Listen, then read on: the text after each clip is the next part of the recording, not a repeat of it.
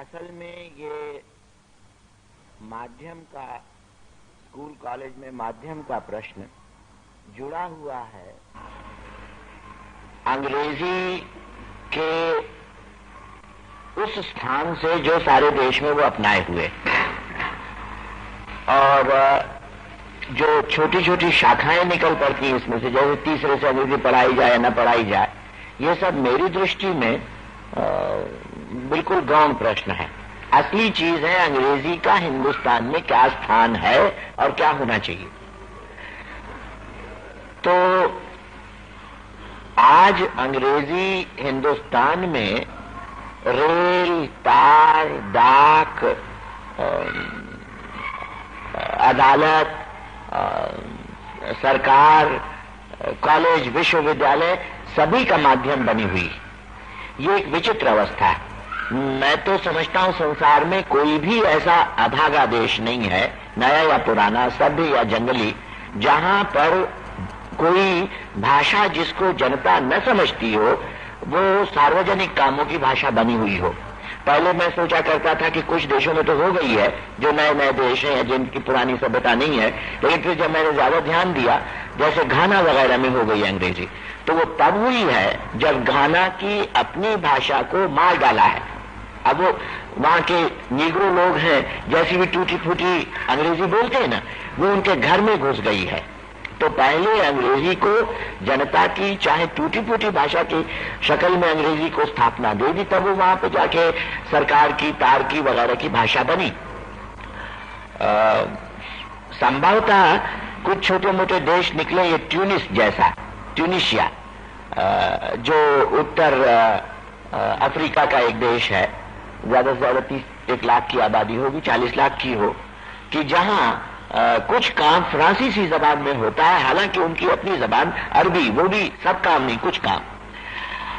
तो खैर ऐसे छोटे मोटे कोई 20 लाख 40 लाख के देश निकल गए तो निकल गए, वरना संसार में कोई देश नहीं है जिसका सार्वजनिक काम एक ऐसे भाषा के माध्यम से होता हो जो कि जनता के समझ में नहीं आती।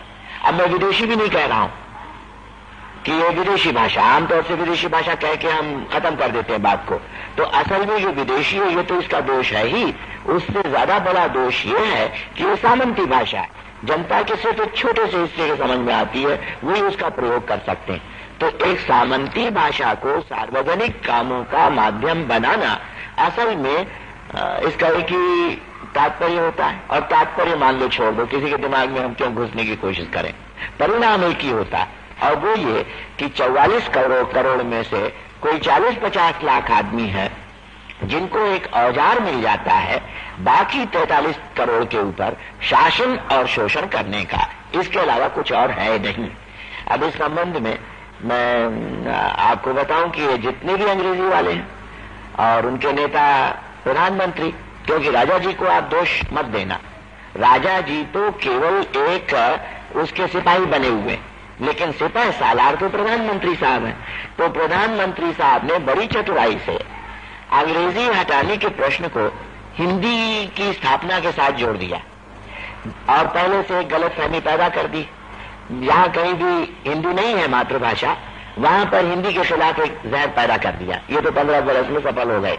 ये तट देश है, असल में उत्तर दक्षिण जो आप बार बार अखबार में पढ़ते हो, ये भी बताता है कि हिंदुस्तान के लोग बहुत जाहिल हो गए, कम से कम लिखने पढ़ने वाले, क्योंकि उत्तर दक्षिण का प्रश्न है ही नहीं, यह है तट देश का और मध्य देश का। तो जो तट देश वाले हैं उनमें एक गलतफहमी फैला दी पहले से, और अब वो अंग्रेजी हटाने के प्रश्न को हिंदी के स्थापना से ऐसा जोड़ देते हैं कि तट देश वाले तो पहले से बरगला दिए जाते हैं, वो समझते हैं यार ये सब तो हिंदी वालों की काम।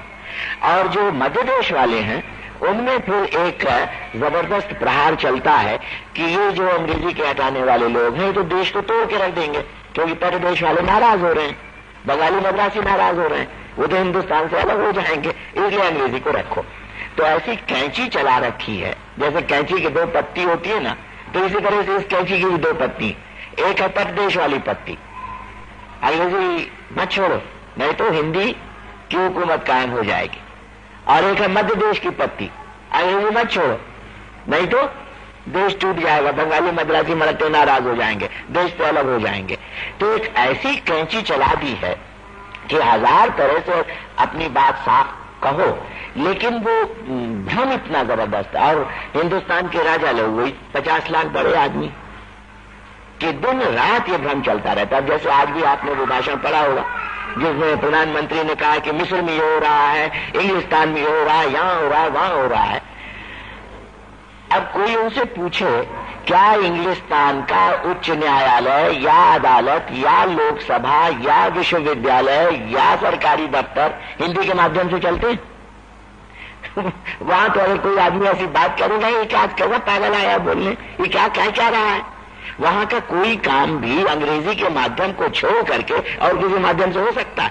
खैर इंग्लिस्तान की तो बात छोड़ो, मिस्र देश जहां के बारे में उन्होंने कहा कि अब की बार मैंने मिस्र में देखा कि विदेशी भाषाओं के प्रति बड़ा स्नेह है, तो उनसे ये कभी कोई जबरदस्ती पूछे, क्योंकि हम तो सफल नहीं हो रहे हैं इस बात में, कि क्या मिस्र में कोई भी सार्वजनिक काम यानी अदालत, या वहां भी तो अल अज़हर है ना जो कि दुनिया के विश्वविद्यालयों में मशहूर है, तो अल अज़हर का कोई भी पढ़ाई लिखाई का माध्यम अंग्रेजी है या अरबी है, ये इसका जवाब दे। लेकिन ये नहीं बोलते कि अल अज़हर, उच्च न्यायालय, सरकारी दफ्तर, लोकसभा, जो कुछ भी थोड़ी बहुत लोकसभा वहां बनी है, ये सब किस भाषा के माध्यम से चलते हैं वो नहीं कहेंगे। खाली ये कि विदेशी भाषाओं के प्रति प्रेम जग रहा। और वो भी मैं आपसे कह दूं, विदेशी भाषाओं को लेकर के दुनिया में माध्यम बाध्य विषय की स्थिति नहीं, ऐच्छिक विषय की स्थिति। अंग्रेजी को ऐच्छिक विषय के रूप में कई जगह पढ़ाया जाता है, तो सिर्फ अंग्रेजी को नहीं, रूसी को भी, जर्मन को भी, स्पेनी को भी। लेकिन बाध्य विषय के रूप में अगर दुनिया भर की आबादी को आप देखो तो 3 अरब है। 3 अरब में से 30 करोड़ को तो निकाल दो जहां पर मातृभाषा है, या समझो मातृभाषा जैसी बन गई है। और फिर हमारे जैसे देश भी आप निकाल दो कि जो अर्ध गुलाम है। लेकिन और बाकी संसार भर में अंग्रेजी बाध्य विषय केवल, जहां तो मुझको मालूम है, स्कैंडिनेविया में है। वो समझ लो स्कैंडिनेविया कुल मिला के 1.5-2 करोड़ का हिस्सा पड़ता है। बाकी कहीं भी बाध्य विषय नहीं, ऐच्छिक विषय। तो ऐच्छिक विषय की तरह से हिंदुस्तान में भी आप रख सकते हो अगर चाहो तो। खैर ये सवाल एक अलग है कि वो ऐच्छिक विषय हो, बाध्य विषय हो। मेरी तो अपनी राय है कि जिस तरह से हिंदुस्तान को बर्बाद कर दिया गया है, ये राय आप ही लोगों के बीच में मैं कह रहा हूं, मैं उसको कोई राजनीतिक राय अपनी नहीं बना रहा हूं, उसके बारे में आम सभा में नहीं बोलता हूं। लेकिन मेरी सचमुच ये राय है कि अगर हिंदुस्तान को बचाना है तो जो कुछ 150 वर्ष से अंग्रेजी के कारण हिंदुस्तान का दिमाग बर्बाद हुआ है, 10-20 वर्ष तक तो इसको ऐच्छिक विषय भी नहीं रखना चाहिए, इसकी गुलामी से अगर छुटकारा पाना है। लेकिन खैर वो तो छोड़िए, वो उसकी तो संभावना नहीं है कि इस तरह का कोई राज्य आए, तो इसलिए ऐच्छिक विषय रख सकते हो। और सब जर्मन, रूसी, फ्रांसीसी, स्पेनी वगैरह के साथ साथ जैसे ये विश्व भाषा वगैरह के तर्क दे दिए जाते हैं, ये भी बिल्कुल गलत तर्क है। विश्व भाषा तो कोई है ही नहीं, न कभी हुई, न कभी, न आज है, न कभी हो सकती है। कोई एक आज की भाषा विश्व भाषा बने, ये तो असंभव बात है। अब ये जो संयुक्त राष्ट्र है, तो वहां पर 5 भाषाएं विश्व भाषाएं हैं अभी भी, स्पेनी और फ्रांसीसी और रूसी और चीनी और अंग्रेजी, ये 5 हैं विश्व भाषाएं। उसके अलावा जब कभी भी आप विश्व के इतिहास को देखें तो कोई एक जमाना था, जैसे अब थोड़े समय के लिए अंग्रेजी का जमाना रहा, को 80-90 बरस पहले इतना भी नहीं था अंग्रेजी का, तब फ्रांसीसी का था। आज जो जमाना है अंग्रेजी वाला, ये पिछले 70-80 बरस का अब ढल रहा है, क्योंकि अब आप देख रहे हैं रूसी आ रही ऊपर। और अगर ये मामला चला जो इस वक्त चल रहा है, तो संभवतः रूसी अंग्रेजी के समकक्ष तो आ ही जाए, अगर मान लो उसके आगे न बढ़े तो। अच्छा, तो उसी तरह से विश्व इतिहास के पुराने जमानों में कभी अरबी का जमाना रहा, कभी संस्कृत का रहा, कभी पाली का रहा, कभी स्पेनी का रहा, ये अलग अलग भाषाओं का जमाना रहा है।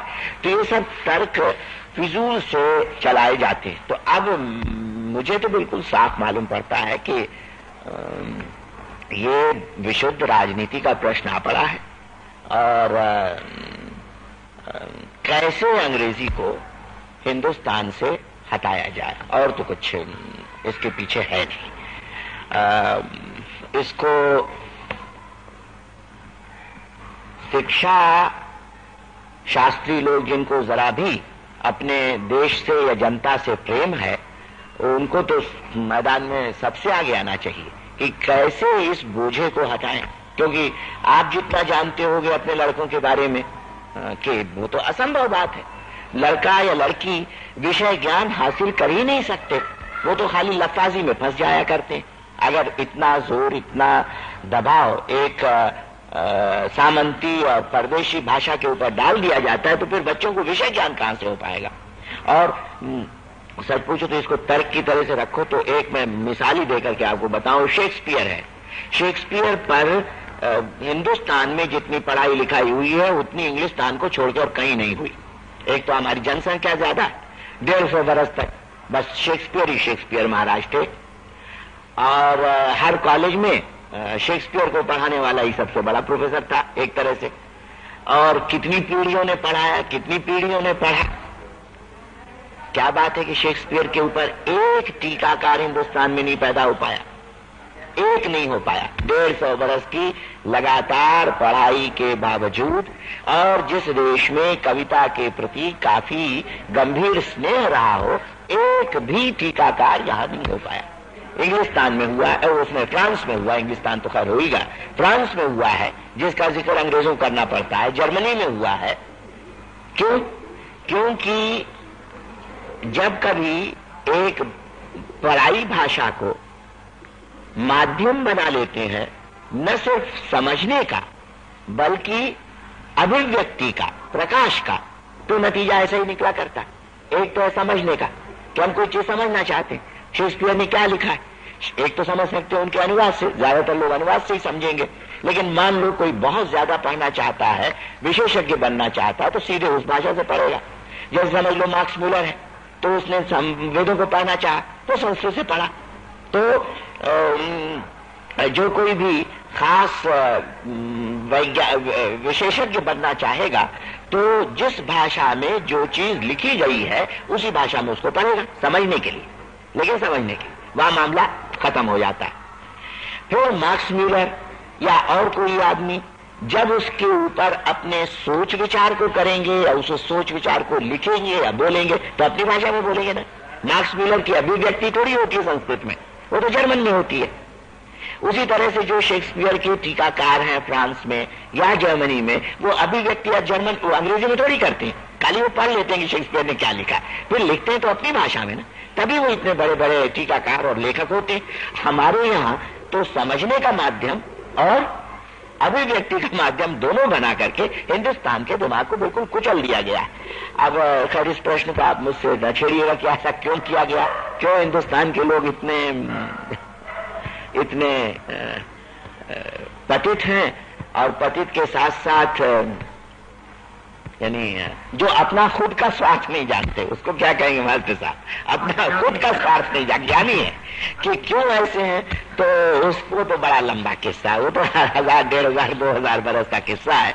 तो उसको छोड़ करके अब मैं खाली आपसे यही प्रार्थना करूंगा कि आपसे जितना बन पड़े इस अंग्रेजी हटाओ आंदोलन में आगे आप आइए और इन सब भ्रम को दूर करिए। फिर ये हिंदी के बारे में चिंता भी मत करिए। अब जैसे बिल्कुल साफ और अपनी एक राय बना लीजिए कि हिंदी कहाँ आती कहाँ जाती इससे हमको मतलब नहीं। जैसे मैंने राय बना ली, इसकी ये मतलब नहीं कोई हिंदी से मुझको स्नेह नहीं, लेकिन एक राय इसलिए बनाई है कि पिछले 15 बरस में इतना जबरदस्त देश के अंदर भ्रम और धूर्तता इस प्रश्न के लिए चलाई गई है कि मुझको आज यही कहना है कि मुझको इससे मतलब नहीं, हिंदी जाए जान लो, यहां तक मैं कहने को तैयार, अगर अंग्रेजी को आप जान लो भेजते हो। अब जैसे मान लो बहुत से तेलुगु या तमिल या बंगाली या मराठी समझते हैं कि उनकी भाषा हिंदी से अच्छी, काय के लिए उनसे बहस करने जाएंगे, ठीक है उनकी अच्छी, सही हो या ना हो, अच्छी है आपकी भाषा। वो यहां तक कह देते हैं कि हमको हर काम में अपनी भाषा रखनी। ठीक है भाई, हर काम में आप रखो, जो कुछ भी कहें उस पर अब हमको बहस नहीं करना है, खाली इस पर बहस करना है कि आप अंग्रेजी हटाओ।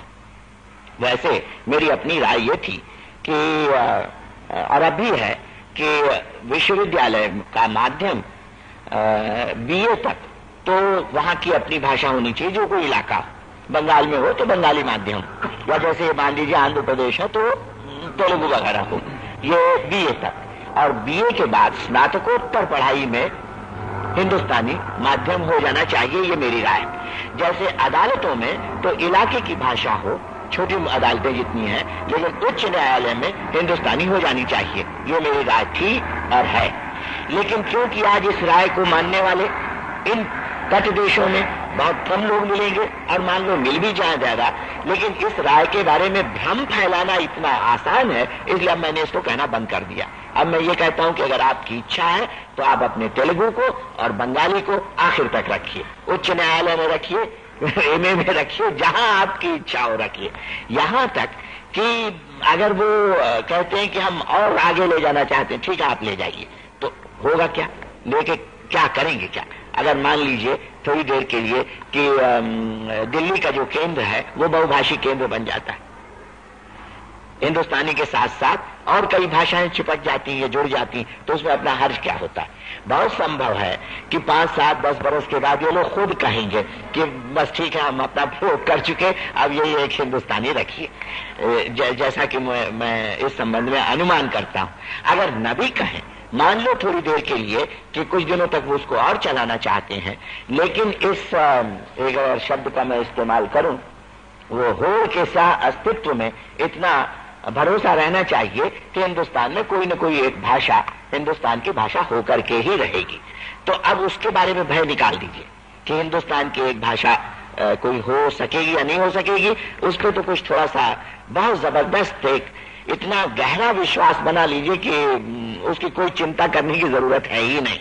और इसलिए चाहे जहां तेलुगु को, मराठी को और बंगाली को लोग लाना चाहेंगे, तमिल को लाना चाहेंगे, हाँ जरूर लाइए, आप आखिर से आखिर तक ले आइए, लेकिन इस अंग्रेजी को हटाइए।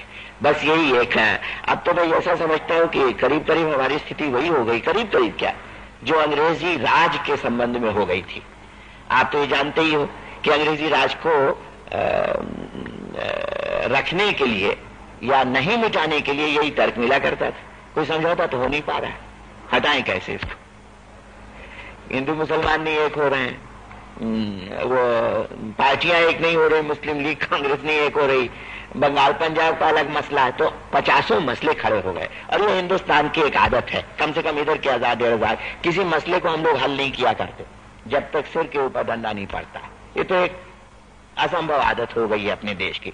तो मसला तो कोई हल होता ही नहीं, बिगड़ता चला जाता है। वही राज, अंग्रेजी राज का मामला था, कोई रास्ता निकल ही नहीं पा रहा था।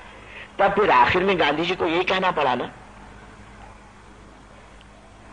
कि अब हमारा जो कुछ भी हो आप जाओ, अब आप जाओ, हमारा जो कुछ भी हो। फिर उसके बाद जो भी रास्ता निकलना था निकला। अच्छा, आज भी वही स्थिति अंग्रेजी भाषा के बारे में। वैसे रास्ते कई एक बताए गए, तो मैं उनको खाली गिनाए देता हूं। एक रास्ता है कि हिंदी केंद्र हो, गैर हिंदी भाषाओं के लिए सुरक्षा। आज ही इसी क्षण से हिंदुस्तानी को हिंदुस्तान की भाषा बना दी जाए, यानी रेल, तार, दिल्ली दफ्तर, सर्वोच्च न्यायालय वगैरह। लेकिन 10 बरस के लिए जितनी गजटी नौकरियां हैं दिल्ली वाली, वो सिर्फ गैर हिंदी भाषियों को मिले, हिंदी वालों को न मिले, ये सुरक्षा हो गई। कुछ लोग कहते हैं 10 बरस का समय कम है, तो ठीक है भाई, अपने जनसंख्या के आधार पर सुरक्षा ले लो हमेशा के लिए। खैर जो भी हो, एक तरीका है कि गैर हिंदी भाषियों के लिए सुरक्षित हिंदी केंद्र हो। एक दूसरे, न पसंद ये हो बहुभाषी केंद्र बनाओ, सब भाषाएं दिल्ली की हो। वो भी नहीं पसंद हो तो अब एक तीसरा रास्ता निकला है कि जबरदस्ती अंग्रेजी को क्यों लाद के रखना चाहते हो? अगर तट देश के इलाके के लोग इतने ज्यादा अंग्रेजी की ममता रखते हो केंद्रीय मामलों में, तो दिल्ली को दो भाषी केंद्र बना दो। एक तो रहे हिंदुस्तानी वाला जो मध्य देश का है, तो मध्य देश कम से कम उभर जाए, फिर उसके ऊपर कोई बोझ नहीं रहे, उसका सब काम यानी प्रदेश का भी और राष्ट्र का भी हिंदुस्तानी में होने लग जाए। रह गया तट देश, तो तट देश का जो प्रदेश का काम है वो तो अपनी भाषा में होना चाहिए, क्योंकि असल जड़ वहीं पे है। अभी मैं बताता हूं क्यों असल जड़ है। पहले ये रास्ता समझ लें कि तट देश का प्रदेश का काम तो वहां भाषा में हो, और केंद्र में अगर वो अंग्रेजी रखना चाहते हैं क्योंकि भ्रम बहुत फैला दिया, ठीक है भाई वो रखो। तो ये तीन रास्ते बताए, इस पे भी अगर नहीं लोग राजी होते हैं तो फिर आखिर में हमको ये कहना, अच्छा भाई तो फिर अब जो कुछ भी हिंदुस्तान का हो, लेकिन अंग्रेजी हटनी चाहिए। अंग्रेजी के बिना हटे अब कुछ होने वाला है नहीं।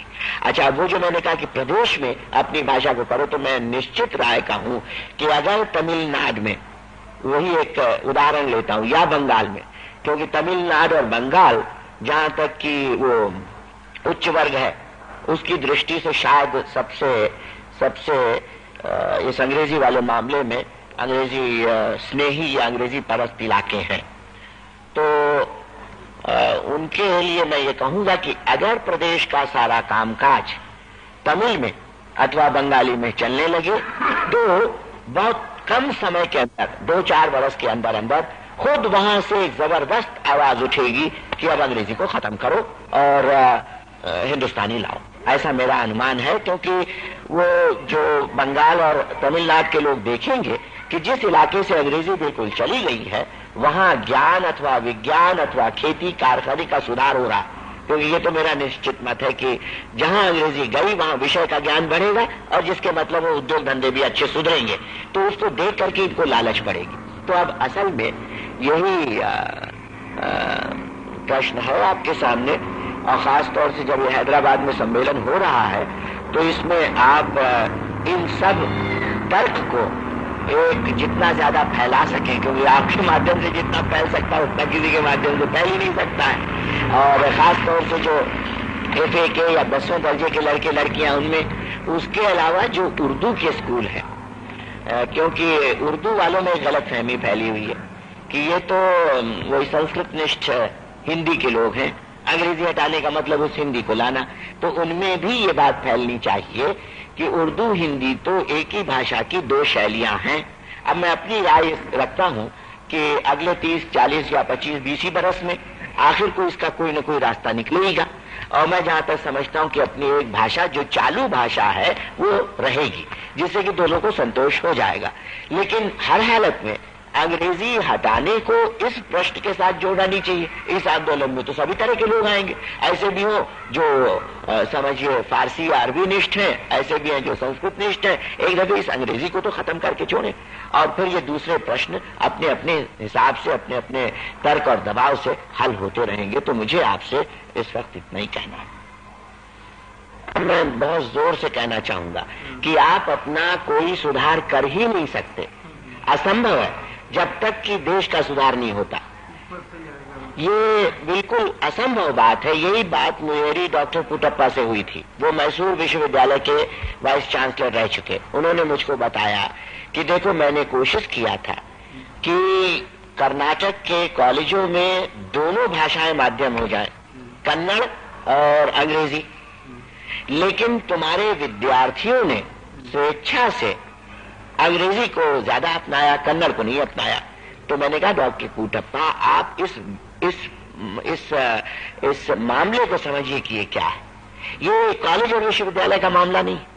असल में जब तक अंग्रेजी के साथ दौलत और इज्जत जुड़े हुए हैं, तब तक आपके लिए असंभव है कि उस मामले को आपने यहां हल कर लें। जब मुझसे लोग कई दफे कहते हैं ना, अब तो नहीं कहते, शुरू में कुछ बुड्ढे कांग्रेसी जो पुराने दोस्त रह चुके कहे, उन्होंने कहा कि भाई तुम सरकार को क्यों चिढ़ाते हो, या सरकार को बदलने की, यानी उनकी नीति को बदलने की क्यों कोशिश करते हो, जनता के मन को क्यों नहीं बदलते। तो जनता का मन बदले कहां से? अगर मान लीजिए कोई बाप है, उसके पास थोड़ा भी पैसा है, तो अपने बच्चे को अंग्रेजी जरूर पढ़ाने की कोशिश करेगा, क्योंकि अपने बच्चे को संसार में स्थान दिलाना चाहेगा।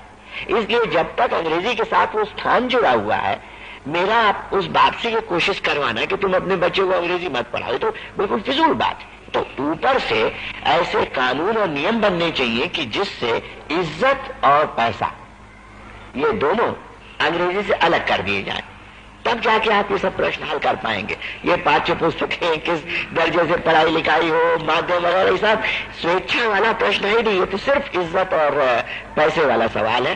तो वहां मामला करिए। तो ये तो आप लोगों को तो राजनीति में आना ही पड़ेगा। राजनीति मतलब ये नहीं कि कोई आप पार्टियों के सदस्य बने या कोई आप MP MLA बने, लेकिन ये प्रश्न का आखिरी निकाल तो इस हद तक राजनीति से होगा कि जब आप इस इच्छा को बलवती बनाएंगे, अंग्रेजी को हटाने की इच्छा, और वो इतनी बलवती हो जाए कि सरकार को उसके सामने झुकना पड़े। इसके अलावा और कोई रास्ता रह नहीं गया है। खुद अपने दायरे में आप चाहे अलग से सुधार कर लें, जबकि चारों तरफ अंग्रेजी का प्रकोप रहे, ये तो एक असंभव सी बात है। हाँ, तर्क वगैरह बहुत से दिए जाएंगे कि हम एकाएक कैसे अपनी सब पाठ्य पुस्तकें अपनी भाषा में, तेलुगु में या हिंदुस्तानी में तैयार कर लेंगे।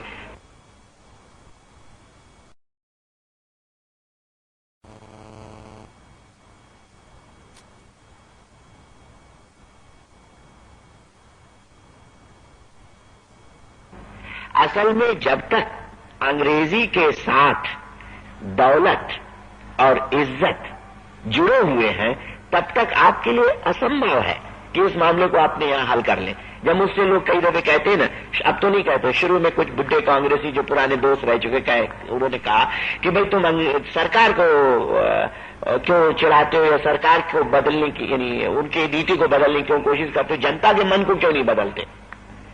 तो जनता का मन बदले कहां से? अगर मान लीजिए कोई बाप है, उसके पास थोड़ा भी पैसा है, तो अपने बच्चे को अंग्रेजी जरूर पढ़ाने की कोशिश करेगा, क्योंकि अपने बच्चे को संसार में स्थान दिलाना चाहेगा। इसलिए जब तक अंग्रेजी के साथ वो स्थान जुड़ा हुआ है, मेरा आप उस बात से ये कोशिश करवाना कि तुम अपने बच्चे को अंग्रेजी मत पढ़ाओ, तो बिल्कुल फिजूल बात है। तो ऊपर से ऐसे कानून और नियम बनने चाहिए कि जिससे इज्जत और पैसा ये दोनों अंग्रेजी से अलग कर दिए जाएं, तब जाके आप ये सब प्रश्न हल कर पाएंगे।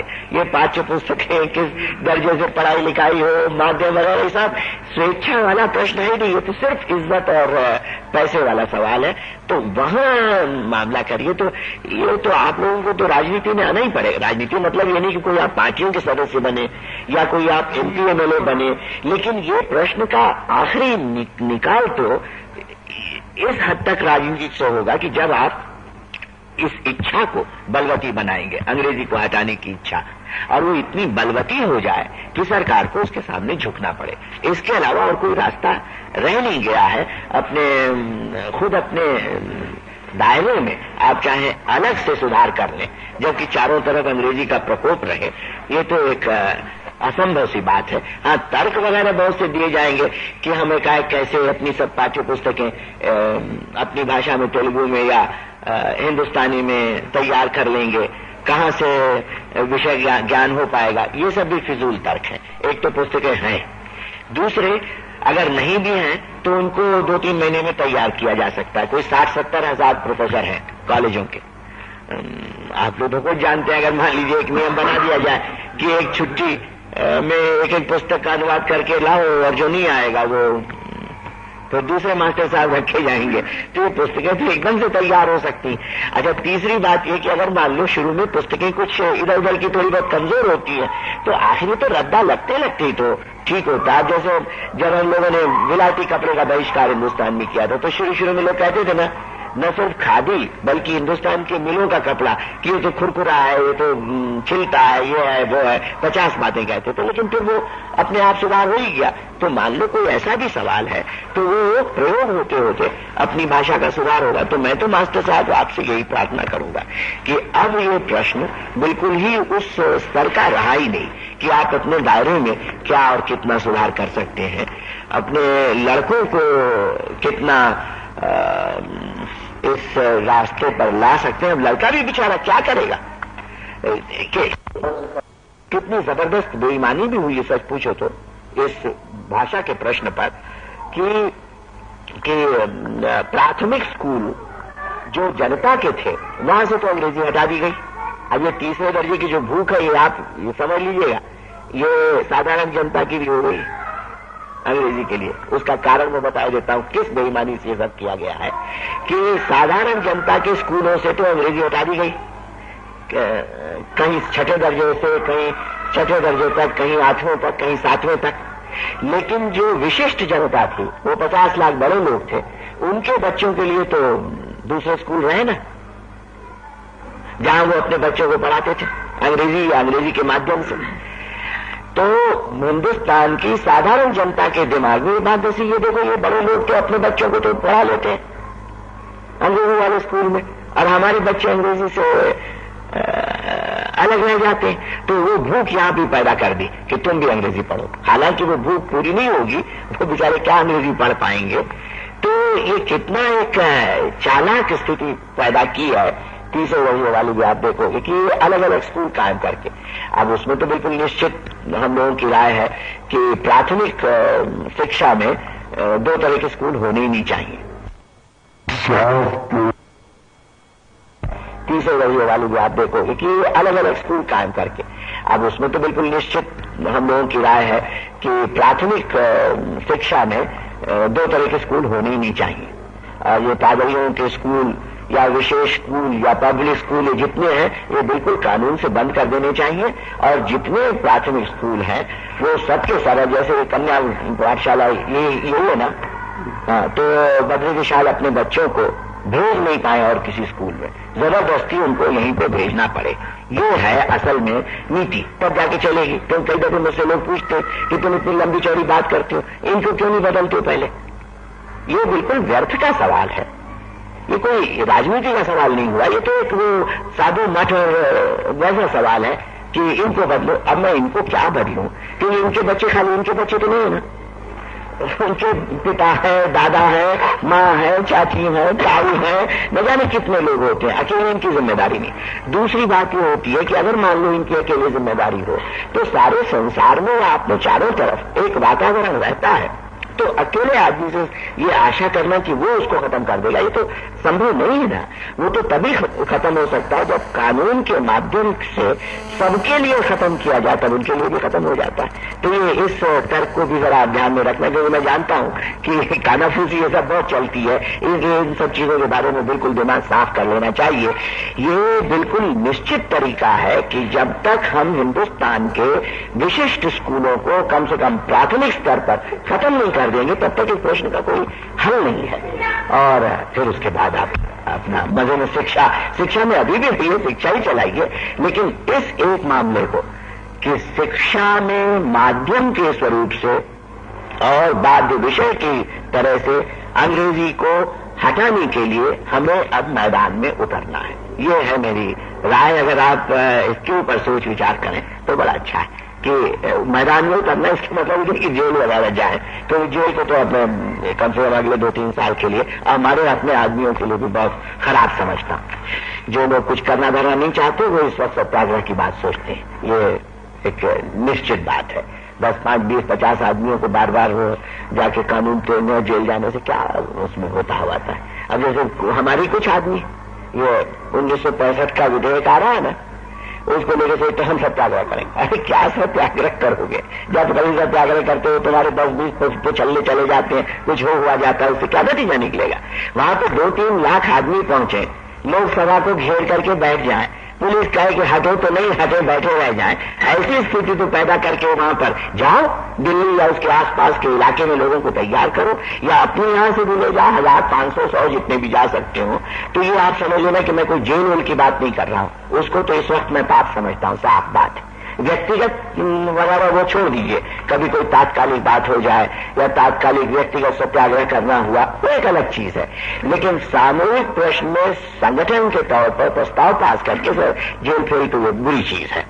तो इसलिए अब खाली जनमत का प्रश्न है। जनमत में जितना अधिक आप मैदान में उतर करके अंग्रेजी को हटाने के लिए प्रयत्न करते हो, उतना ही आप अपनी शिक्षा को सुधार सकते हो। ये आपके प्रश्न से ये निकलता है।